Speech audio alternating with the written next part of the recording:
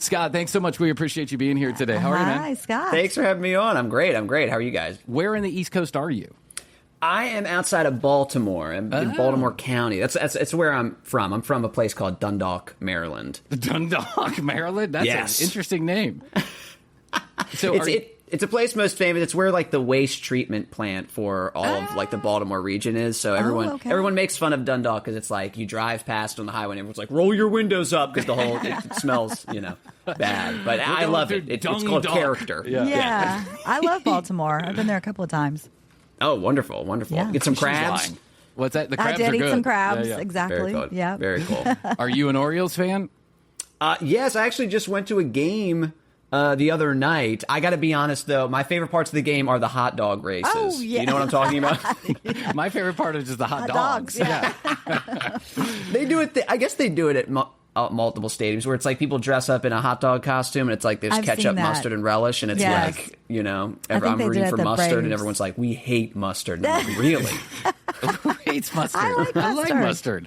But I'm from Chicago. We're weird up there. And you know what? Here, since we have our porn overlords that own the Atlanta Braves, we have the Home Depot. Instead of the hot dog racing around, we have Home Depot. That's So right. we've got like It's a hammer. saw, a hammer, a nail. Cool. Yeah. Everything's sponsored by Home Depot. Everything's sponsored. Yeah, that's funny. That's funny. I can't wait for like the Alexa races. It's going to be the Alexa. It's going to be an Amazon warehouse race. Right. You're like, yes, I love this corporation. Quantum AI. Oh.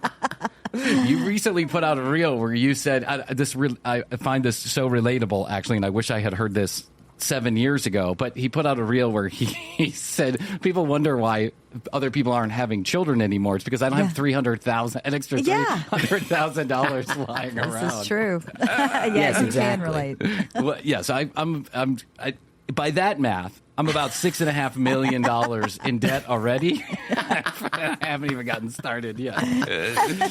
It's a worry. I think I say in the video, it's like I don't want to spend money on kids. I still freeze my bread to make it last longer. Yeah. You understand me? I got a frozen loaf behind me in the fridge. Yes, I have children, so we're freezing our bread also. But difference is you buy yours at the store, I buy mine at Sam's or something like that. Bulk. Yeah, that's right. Scott, what you do, I think probably, at least this is how I know you, is because of your whole viral TikTok, kind of the angry retail customer bits that you were doing, and I find them extremely hilarious. They're so funny. And one of the reasons I think we find this relatable is we have worked in customer-facing jobs. Oh, yeah. Amazing. And so we know what dickheads we all can be under the bright lights of our favorite big box store or restaurant. I'm assuming you also have experience. Yes, I did. I did work at IKEA. I worked in the call center for IKEA, and then I did like other in-person jobs. I worked at Domino's for a long time. I worked at I say a long time, I mean 2 weeks, and then I quit. But I worked at Domino's. Long time. I worked at IKEA for like about a little over 3 years.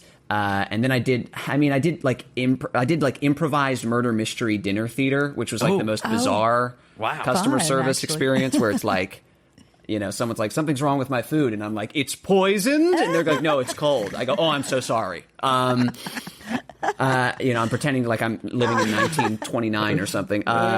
But yeah, no, I have a ton of experience in it. And I started making those videos, and it turns out a lot of people don't like their jobs, which is great for engagement, Yeah, that's true. What jobs did you all have? Oh, God, man. I mean, Yeah, 12 years in the restaurant business. Restaurant, sales, ad sales. Mainly restaurant business. I think we did ad sales too, but, I guess that could be considered business to business in some way, shape, or form. But I think restaurants, what I learned early on, I worked at a McDonald's and then a series of other, like I kind of worked my way up into what people refer to as fine dining, what I refer to as like drug hubs. But anyway, high class drug hubs.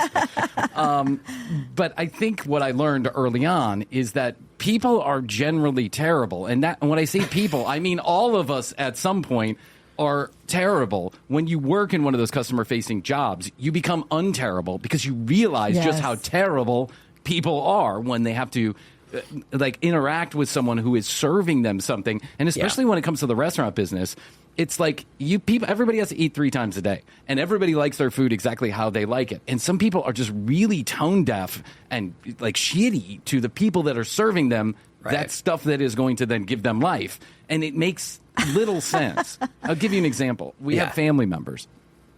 And I'm not going to name who, but you know who you are if you're listening. Name them. Name names. Bring them out. I don't have very many family members left, so I'm sure they're going to figure it out pretty quick.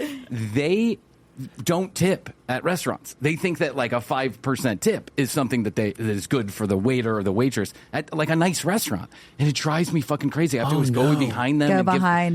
Here's a 20, here's a 40, here's a $100 bill, sorry. Right. And they ask for, I asked for my iced tea without any ice. So you want warm tea is what you want. Why don't you just ask for that in the first place?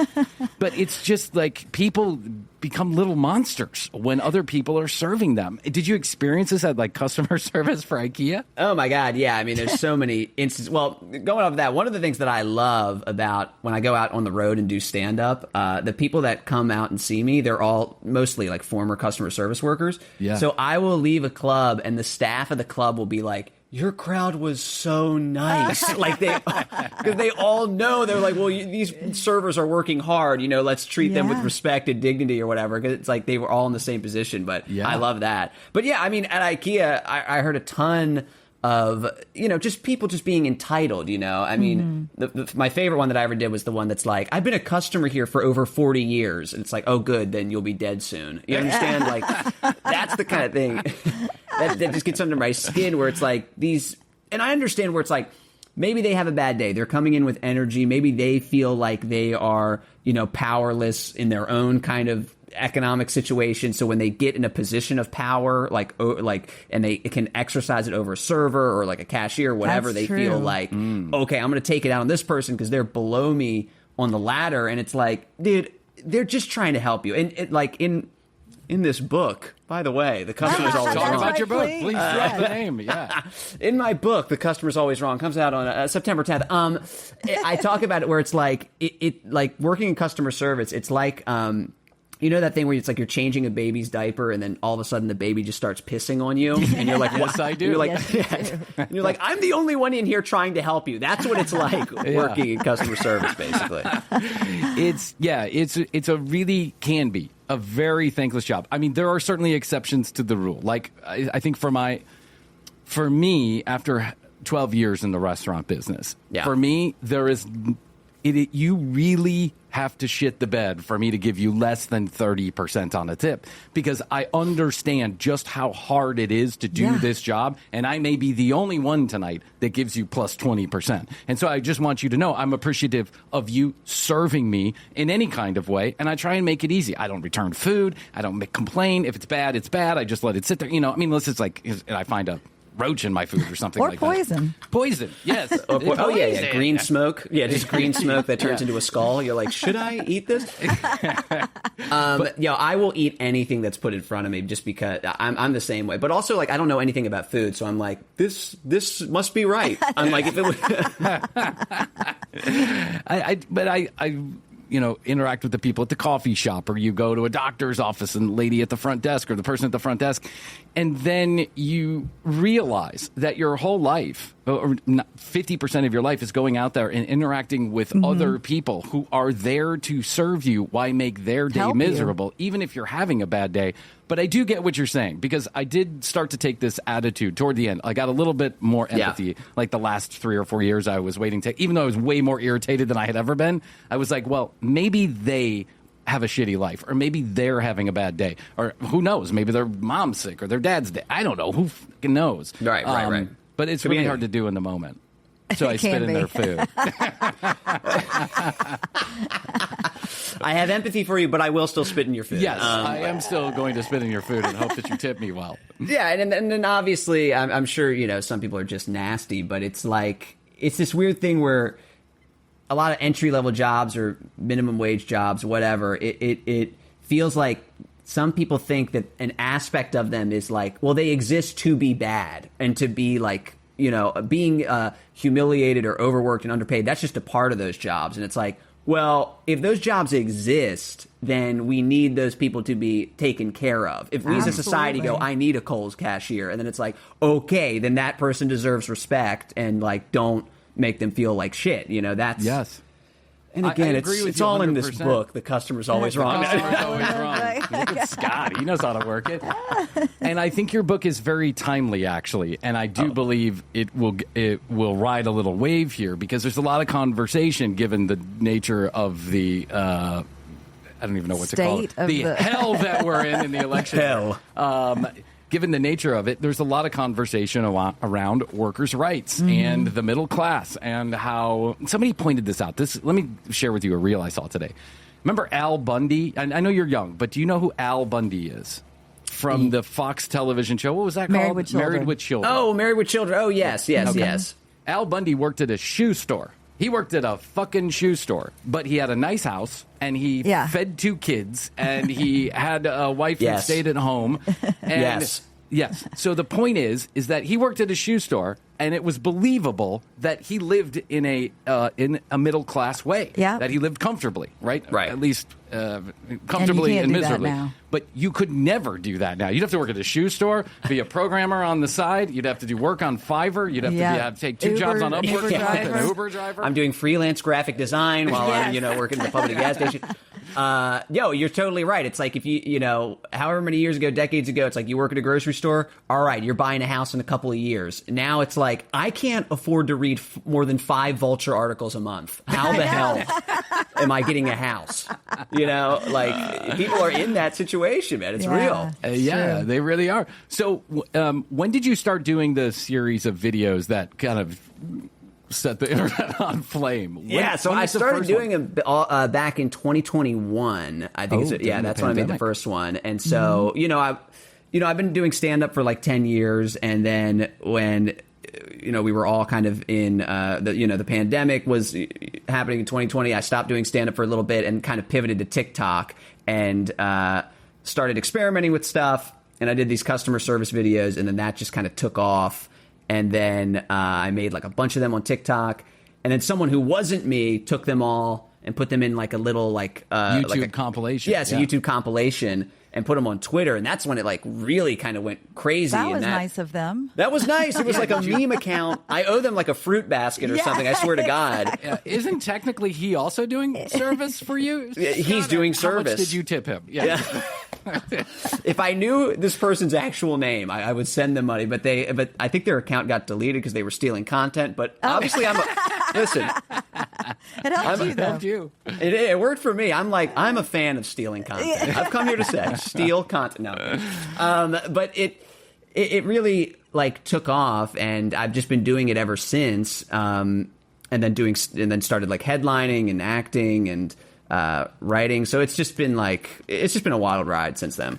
You are another in a long string of comics that we have had on that has this relationship with the internet and with the people on the. I mean, I guess it's kind of like a prerequisite at this point, right? Yeah. Even Lewis Black has a great, social media following, but it's like a prerequisite. But you're one of these comics who's been doing it for a long time, but then something that you do, it really resonates with the audience, with a group, and then that group is all of a sudden your very hardcore fan base. You even say that they come in, they're customer service reps, they're retail workers, they're people I'm sure who work in the restaurant industry, and that is a fucking great crowd to have. It really is. It's a great crowd to have, Scott. They are so nice. Yeah, thank you. It's the Scott Seiss Hive. Let's just say it. Let's just call it what it is now. I've never used that term before. It felt wrong, but I think it's been really cool, especially because I go out on the road and I'll use like a portion of my show just to kind of like, do crowd work and ask people like, what's the most insane thing that's happened to you at work? And I've gotten such great stories, like people being like, most of them are like, okay, someone came into Target and took a shit in a shoebox and put it back on the shelf. And it's like, no. God. And then other times it'll be like I did a show at Magooby's at my home club, and someone was like, oh, my manager literally had a manager invite them to like a mask required like sex party, just like delivered her like a formal Eyes invitation. wide shut. Been there, done that. And then the person was like, "Well, I went, but only for like the food." They had just Tupperware. They just started putting the food in the thing. But I was like, God, people really do deal with so much more than they should have to at work, from the boss, from the customer, from everybody. Yes, the thing that I think stands out the most to me, like the people who I think have it the worst, are the people who work at like Disney World. Because, you go down to a place like that, and it's supposed to be the happiest place on earth. And what it really is the most miserable fucking place on earth. And while it is magical in its own way, you have to ignore all the other 50,000 human beings that are down there, and then maybe you'll get a little joy out of it. But those people, they really take a beating. I mean, they do. It's like the people are at their base nature. They're hot. They're miserable. They've been standing in line. They just took a fourth mortgage out on their house to visit Disney for the 15th time. They got blisters on their feet. Their kids don't stop crying. And then they take it out on the people that work around them. And I know that people who work there, some of them are real, like, hardcore Disney fans. Yes. But just think about it. If you had to just be hey, I live in Central Florida. I just need a job. I couldn't even imagine working at one of those places. Have you been down to Orlando? Have you done shows down there? No, I did some shows in Miami. And I've actually never been to Disney World or Disneyland or anything like that before. But my wife used to work at the Disney store in the mall. Oh, yeah.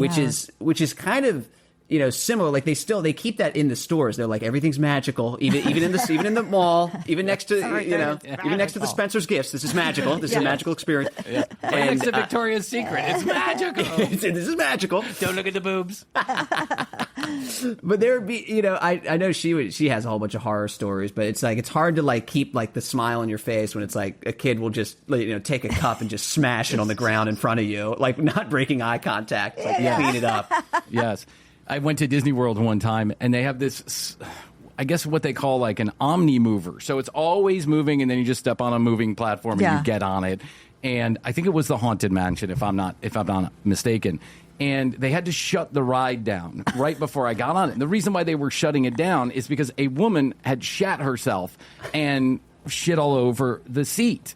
And rather than get up and say, "Oh my God, I'm so sorry this happened. Let me help you clean it up," like any other decent human being would do, the people ran over. A couple of people ran over with like this, hazmat suit or whatever to clean it Bodily up. fluid. Yeah. And she was like, "Can I please get some towels for myself?" Like she was yelling at the guy. And I was like, oh my God, I am seeing the worst of humanity here in the place where you're supposed to be like the best of humanity. Wipe my ass. It's like, oh my God. It's everyone has like a shitting story that just worked in customer service before for some reason. People shit. That's funny. I thought you were going to say, I thought for a second the woman passed out. I thought you were building to a joke. I thought you were going to go, she had the indecency to just go unconscious after she shit herself and not clean it up. You were stand up for 10 years. You also acted in, I think, what will become one of the cult classics of our time, Cocaine Bear. Oh, Cocaine Bear. That was a great one. Did you tell us about that experience? That was the best job I've ever had. Absolutely. Even though, spoiler, I was killed by a cocaine bear pretty quickly. Yeah. A lot of people were. It's funny. I was listening to some of y'all's past episodes, and I know you all always talk about you don't like when Hollywood isn't creative. Well, guess what? This is as good a bear on cocaine. How about that? And it was Have you ever seen it before? Right? Scott did his homework. Yeah. Fuck Twisters 2. Cocaine Bear 2 is what we're looking for. That I would totally watch every sequel. Yes, Cocaine Bears. Just put an S on the end. Yes, I know. I keep saying, like, resuscitate me for the sequel somehow. No, it was like the best job I ever had. Elizabeth Banks, who directed it, is amazing. I love her. And her husband, who was a producer on the movie, they both kind of saw my videos and just thought, like, we have to kill this motherfucker. Like, honestly, like, so I had the casting director. This is like before I had like an agent or reps or anything. They kind of reached out on just like my Facebook. I got a Facebook message that said "Cocaine Bear" in all caps. Well, you have to open that. Yeah, I was like, okay, what's this? And I saw it was like an audition, and they said like, oh, can we send it to your agent? And I said, I don't have an agent. I have a Gmail address. And they said, okay, we'll send the script to your Gmail address. And then I did the audition and got the part. And I'm doing like stunts. I was hanging off the back of an ambulance, driving down the road. Oh yeah, that was a great part. I had a very talented New Zealand motion capture actor named Alan who was like being the bear. He was sitting on top of me in the one scene. It was, it was amazing. I was laughing so much throughout that whole movie. It is so fucking funny. Yeah, it is great. When I first saw the trailer, I was like, "Is this?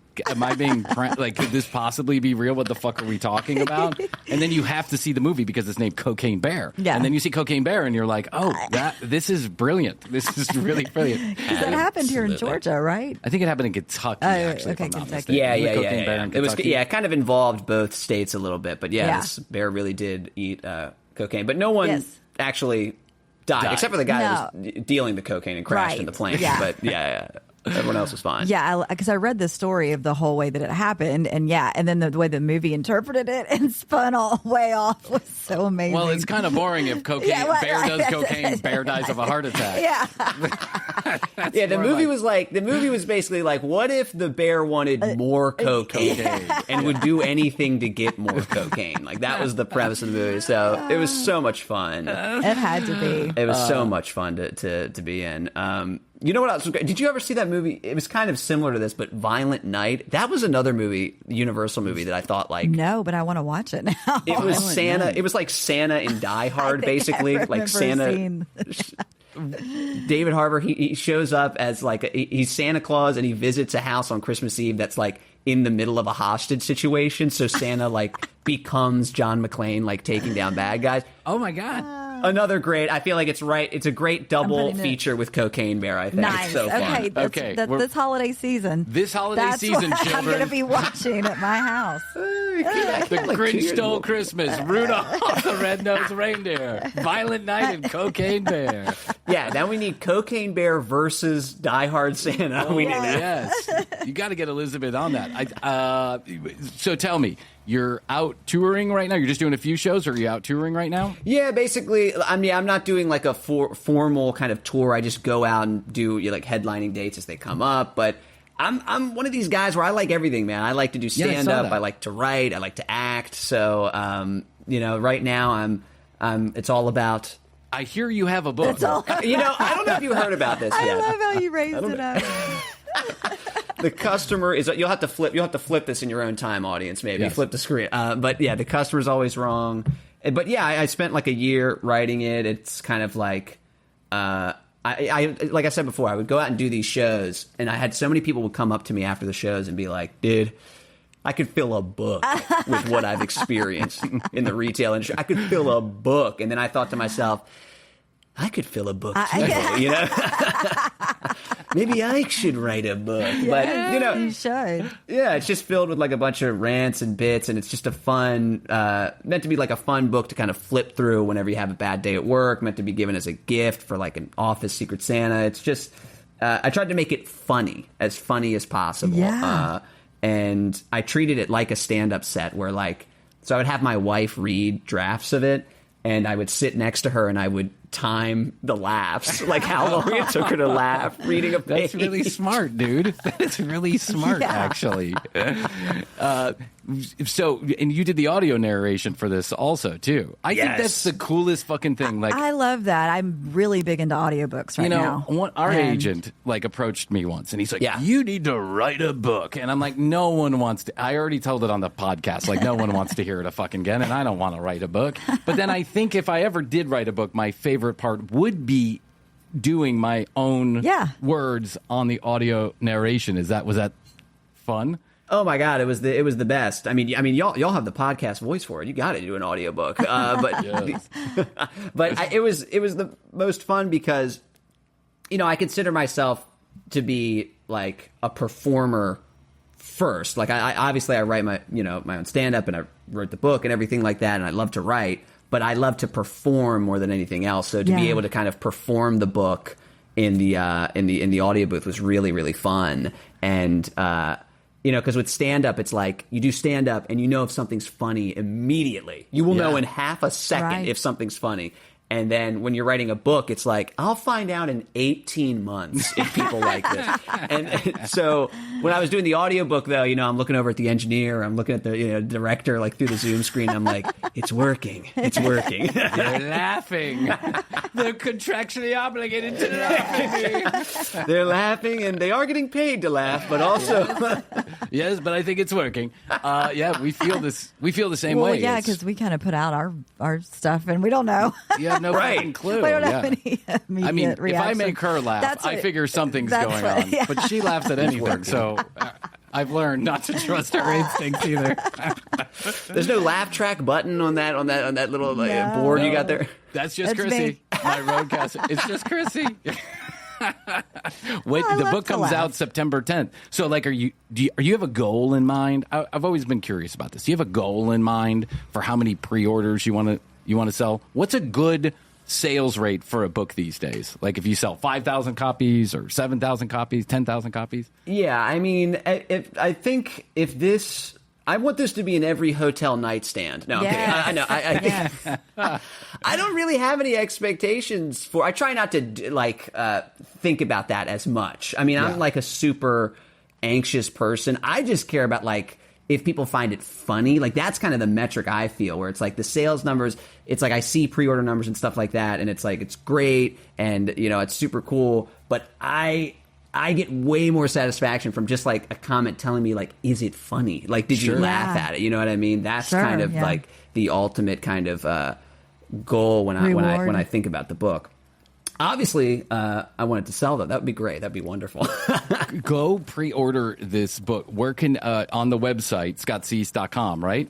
Yes, scottseiss.com. Oh boy, hold on. Let me take a sip of water. No, go ahead, please. Yeah, go ahead. Please, we're not just here on the podcast.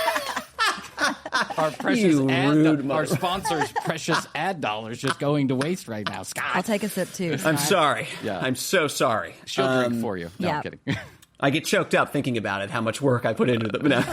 Many people cry when they come on the commercial break, only it's usually after they come on the commercial break with their agent. Going, I'm sorry, I have to let you go. scottseiss.com. So last name SEISS. And you can pre-order the book. And if you after you pre-order it, you can go to the HarperCollins website, which there's a link to it through my website and through all my social media at Scott Seiss. But you can then sign up to get a signed copy. I'm signing book plates that'll be sent. You can put them in the book, and you get a little exclusive video of me talking about the book and a little sticker sheet. So there's all kinds of pre-order bonuses if you want to do that. Nice. Too. That's well, here's nice a little addition. secret. I'm going for the Audible version. Yeah, I'm going to listen to it while I run. I really do enjoy your stuff on social media. I really have had a good time watching you for the last period of time. Scott, where can people go if they want to buy tickets to see you live? Same thing, scottseiss.com or the link in my bio at Scott Seiss on Instagram, X, Twitter, TikTok, and everything. You can see my tour dates. I pop them up on there. Why haven't they turned it back to Twitter? Why hasn't Elon turned it back to? Didn't he put out a poll one day and he was like, "Do you want me to keep it as X or do you want me to put it as Twitter?" I think have no clue. Overwhelming majority of people said Twitter. Yeah, what's going on in that guy's head, and why does he control so many things in the sky? And shouldn't we have a talk about why that? Does he have so many satellites up there? Why are there so many satellites, and what are they doing to us? And what are they doing to us? Yeah, I don't know. It's like that's how you know that it's like there's no conspiracy to brainwash us, because it's like they would have made us call it X by now, and we're all like, no, Twitter. We will call it Twitter. Yeah, my friends who are the most hardcore, I guess X users, Twitter users, they just refuse to call it X. And so I think it's a failure in branding there by our good friend Elon. Well, that's the thing. It's like everyone called it like a tweet. It's like that was the perfect branding. It's like a Kleenex or whatever. It's like that just is what you call it. And it'd be like if Kleenex was like, we're actually called nose jobbers now. And it's like, what the fuck are you talking about, Kleenex? Jobbers. Get your nose blow sheets here at Kroger. At your local Kroger. Get your nose blow sheets. I thought it was Kleenex. Let's just call it Kleenex. We are. Let's just call it Kleenex. Yeah, I think parentheses Kleenex after that. I think you're right about this. I think Elon may go down as a person who tanked one of the most recognizable brands in history. But hey, listen, when you've got billions and billions of dollars, You're not thinking about that. when Scott sells 6.5 billion copies of his book, you have naming rights for the commercial break. Call it whatever you want. Wow. You can call it the Mediocre Podcast Show. Yes, the Scott Seiss Hive Meeting Center. No. I like the hive. I like the hive. Scott Seiss, very funny stand-up comedian. His book is now available for pre-order. All the places where you pre-order your books, and then the audio version will be on September 10th. Also, the audio version. Yep. Available? Same day. You can pre-order that too, and it was just so much fun to make. I actually lost my voice for like a couple days afterwards. Oh wow! How long did it take you? It took me it was like a full day, and then like another like maybe 4 hours like the next day too. But it was literally just a full kind of, like 12 hours of just reading the book straight through, and then like going back and kind of being like, oh, I didn't like the way I said that or whatever. But a lot of lemon, a lot of tea. Yeah, honey. Yeah. Did the director or the producer like make you go back and read certain lines over and over and over again, or were you nailing it? Like, was it a tedious process? Yeah, so it wasn't tedious. It was actually like I didn't have to do as many retakes as I thought I was going to. There's a few bits in here where they're almost like sketches, so I'm kind of like acting them out a little bit, like very cool, which is super fun, but. I thought I was going to have to retake them, and like I would go, did that make sense? And my director, who was great, Sydney, but she was like, oh no, that was perfect. Let's just move on. And in my mind, I was like, I could do that like 20% funnier. You know what I mean? Maybe I'd do that again. I could see second You're guessing. like giving pushback to the producer. Yeah. You're like, wait, hold on one second. I've got more in me. I got more in me. Let me out of the cage. Let me out. Scott turns into Marlon Brando. He's like, I can do it better. I know. I get a little obsessive with that, where I'm like, what if I did it 1.5% funnier in this one spot? Yeah, and they're like, I would please do let that us too. move on. Please let us move on. That would be me for sure. I'd Yeah. be like, let's do another take. Because I do these commercials in here. Right. And Yeah. I swear, for a 1 minute commercial, which is always a minute and a half, because you can never get all the bullet points in a minute. And the sponsors know that, and that's okay. Yeah. But I'll spend an hour reading and rereading and rereading and rereading, Oh, wow. and I'll do it a different way. I'll say something here different, and I get so obsessed about making it okay for the sponsors, but for myself too, that I just do it over and over again. I think if I was doing an audiobook, it would take a lot longer than a it would day take and weeks. 4 hours. Yeah. You're like, no, the code was, HelloFresh 1 or whatever it is. I don't know. HelloFresh / TCB. Free Oh, there we breakfast go. for life. Go there now. There we go. We're all plugging. We're all just plugging over We're all here. just plugging. Scott Seiss, very funny, scottseiss.com for show information and, of course, to pre-order the book. I hope this sells 1 million copies, my friend. You're very funny, and you're welcome back anytime. Thank you so much for having me on. I really appreciate it. thanks Would love for to come coming back. on. Thanks, Scott. Thanks.